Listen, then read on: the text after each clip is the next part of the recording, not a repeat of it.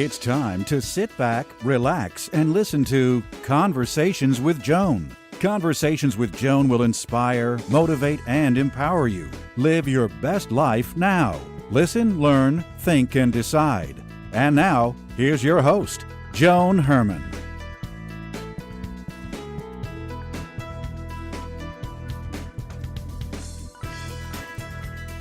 Welcome to Conversations with Joan. I'm Joan Herman. Thanks for tuning in.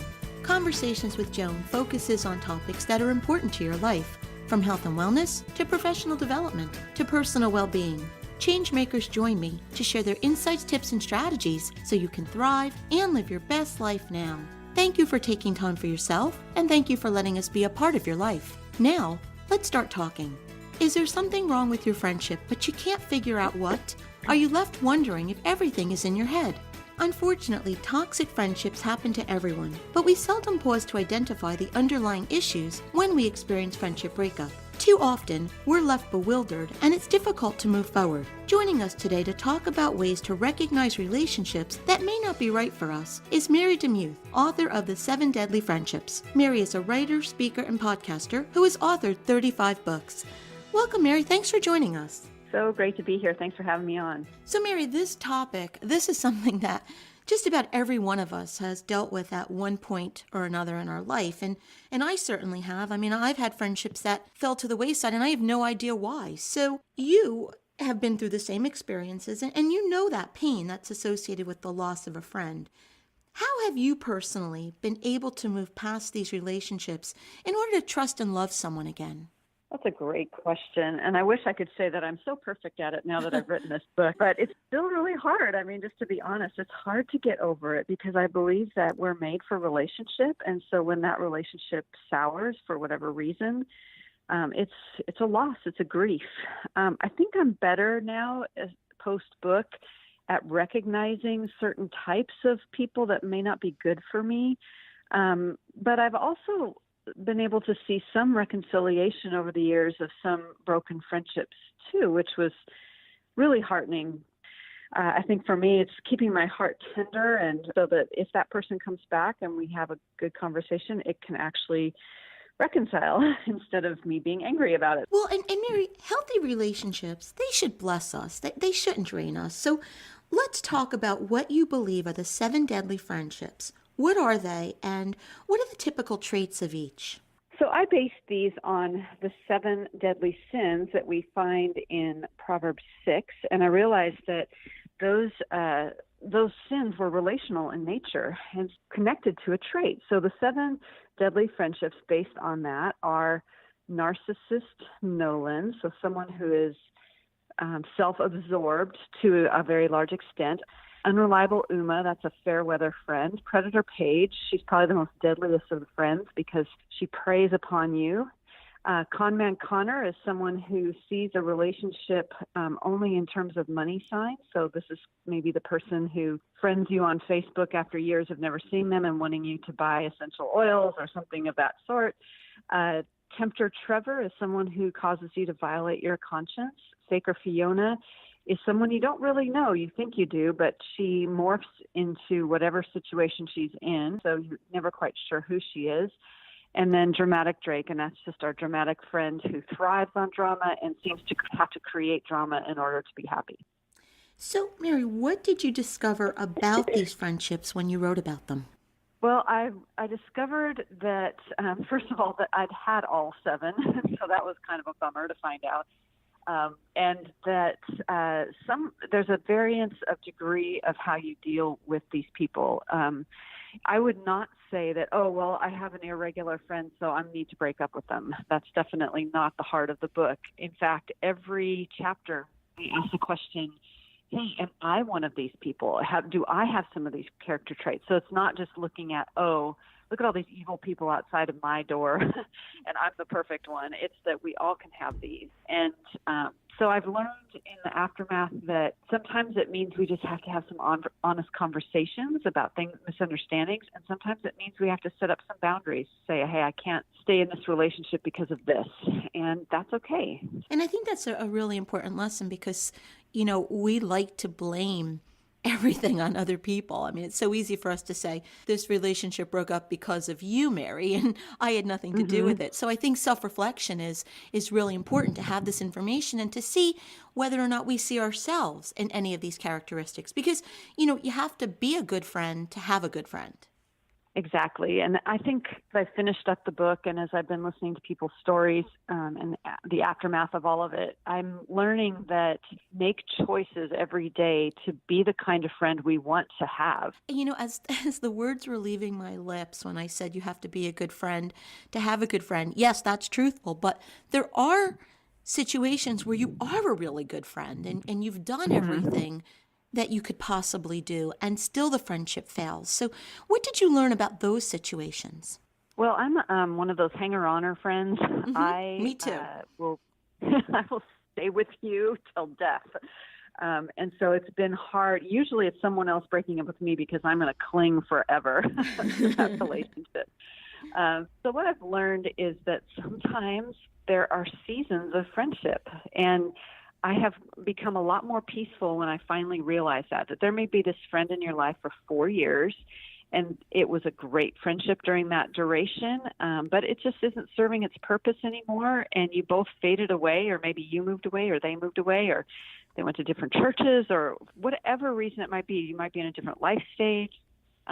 Maybe they're sick, or maybe you're sick, or there's all sorts of reasons. But to hold that lightly and just say, it doesn't mean that it has to be so terribly awful. It can just simply be a friendship of attrition where it just kind of fades away and you have to make your peace with it.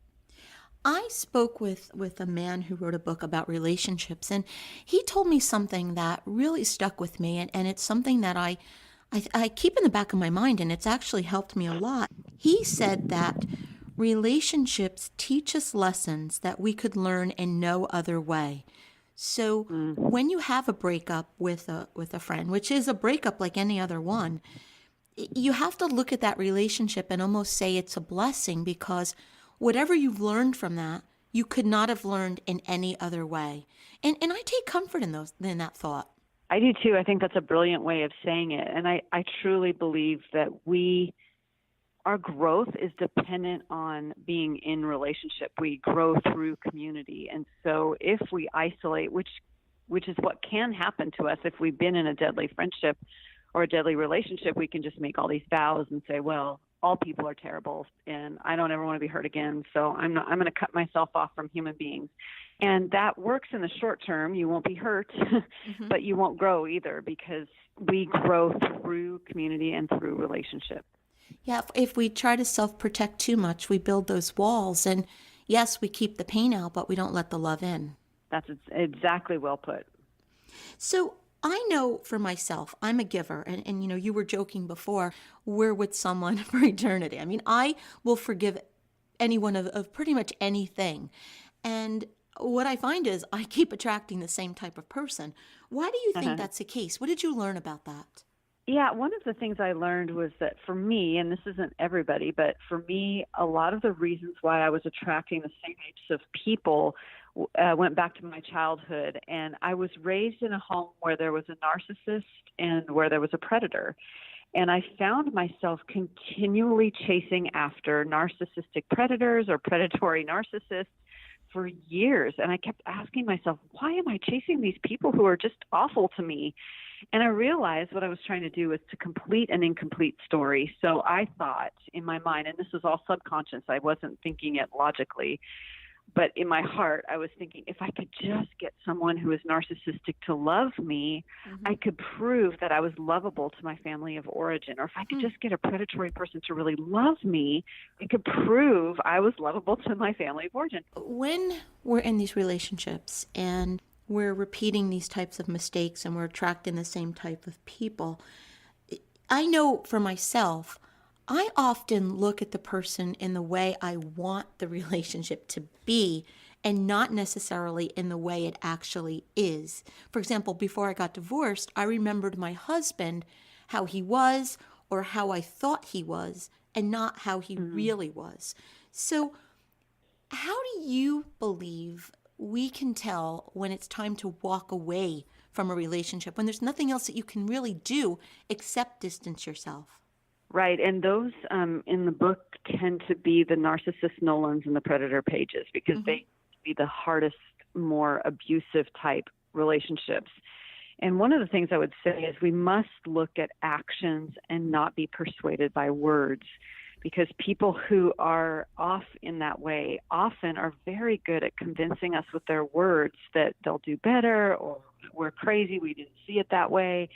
So we have to look at what are they actually doing, and as objectively as possible. And in terms of separating from them, it's okay to separate from people who are damaging to us, because we too are allowed protection. Mary, what about, we're talking about friendships and relationships, but what about when the deadly person is part of your family and it's very difficult to disconnect? How can we self-protect?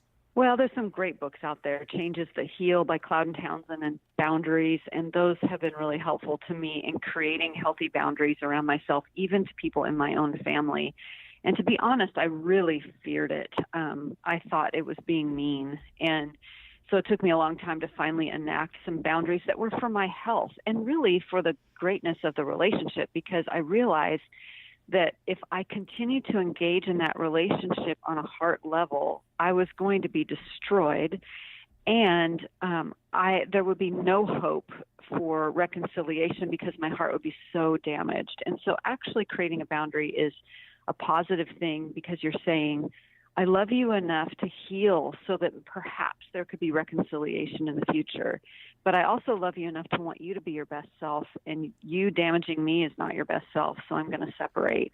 And so we can create those kind of boundaries even with our family. And I can honestly say that in one of my difficult relationships where I enacted very severe boundaries for several years, that relationship has come back to me. And I don't think that always happens, and it's not a promise, but those boundaries did not ultimately harm the relationship. In fact, it allowed for a pathway to reconciliation. We now know that there are relationships that don't necessarily serve us well. How can we discover the type of toxic relationship that we might be in? Well, folks can go to 7deadlyfriendships.com and they can take a quiz that will help them determine what type of person they're dealing with.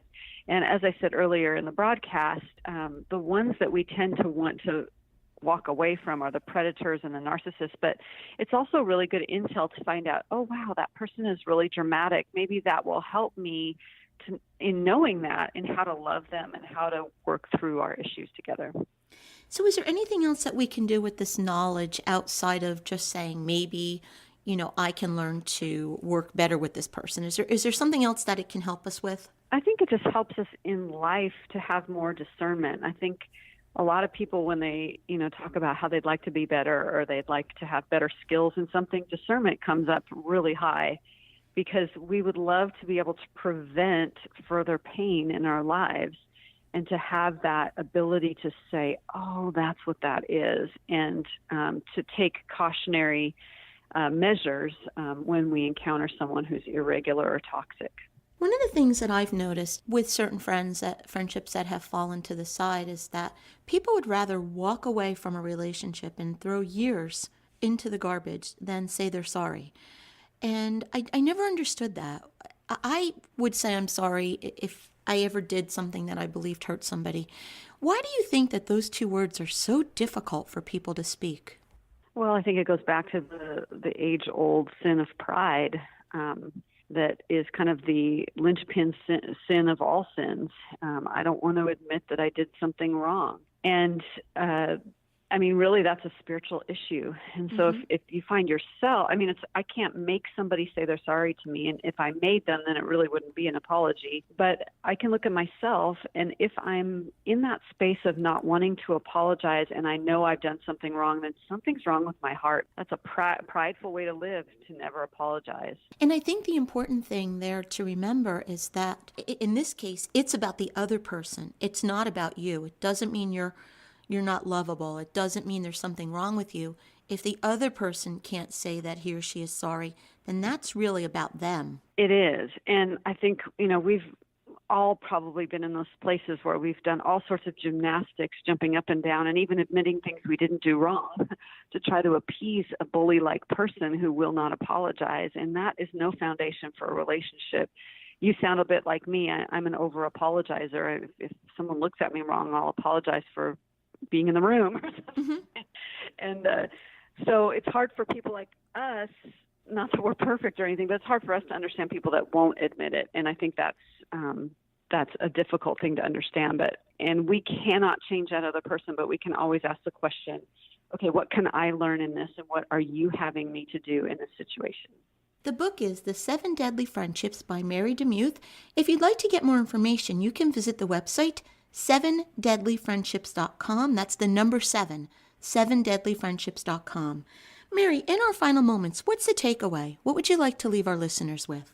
Well, I would say that our lives consist of our relationships, and our happiness and our joy is derived from the goodness of our relationships. And so my heart in writing this book was, listen, I know we all hurt each other. I know we have hard times, but ultimately, as I mentioned earlier, we grow through relationship. And so how can we figure out how to walk through and navigate these minefields in a way that we can still, at the end of the day, say, I can forgive, I can ask forgiveness, I can move forward, I do not need to isolate myself, and I can re-engage with the people that God has put in my life with joy.